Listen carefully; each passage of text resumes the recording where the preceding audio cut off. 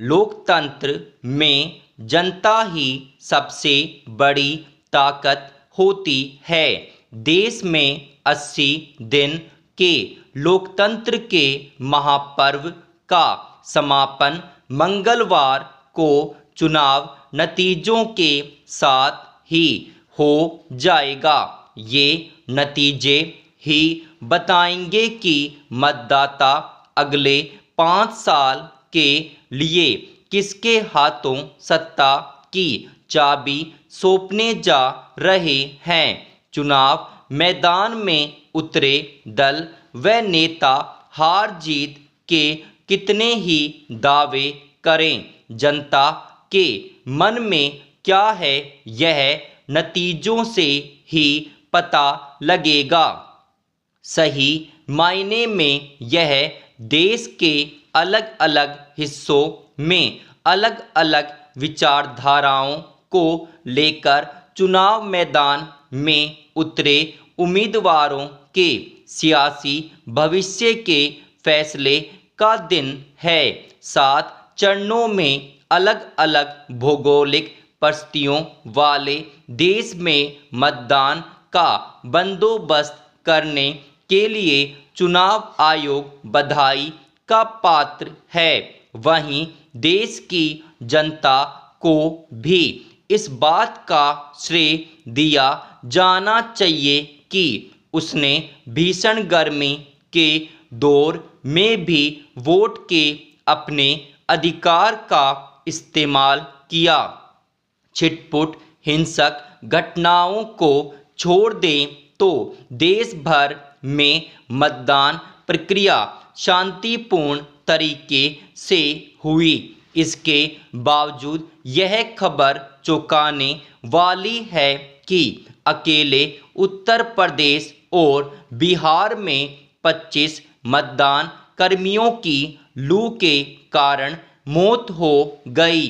इसे देखते हुए भविष्य में मतदान कार्यक्रम मौसम की अनुकूलता को देखते हुए तय करने की आवश्यकता है। मतदाताओं के साथ साथ मतदान कर्मियों की सुरक्षा की भी अनदेखी नहीं होनी चाहिए।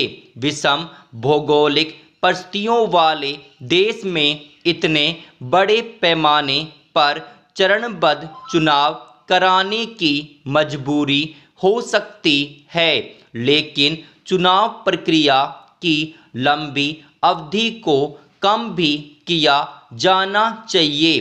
फिर भी कहना न होगा कि हमारी चुनाव प्रक्रिया दुनिया के सामने भारतीय लोकतंत्र की मजबूती रखती आई है। दूसरे देश भारतीय लोकतंत्र की मिसाल भी देते हैं। इसका कारण भी है कि हमारे यहाँ जनादेश का सम्मान कर नेता व दल अपनी हार जीत को सिर माथे लेने में देर नहीं लगाते।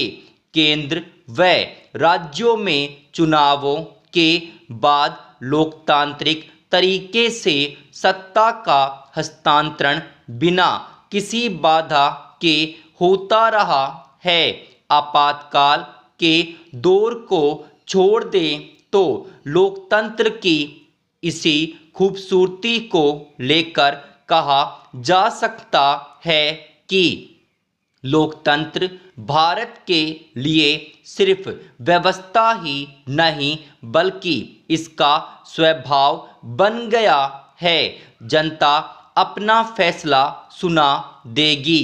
इसके बाद यह उम्मीद की जानी चाहिए कि आम आदमी की समस्याओं के समाधान के लिए सत्ता पक्ष व विपक्ष मिलकर काम करेंगे।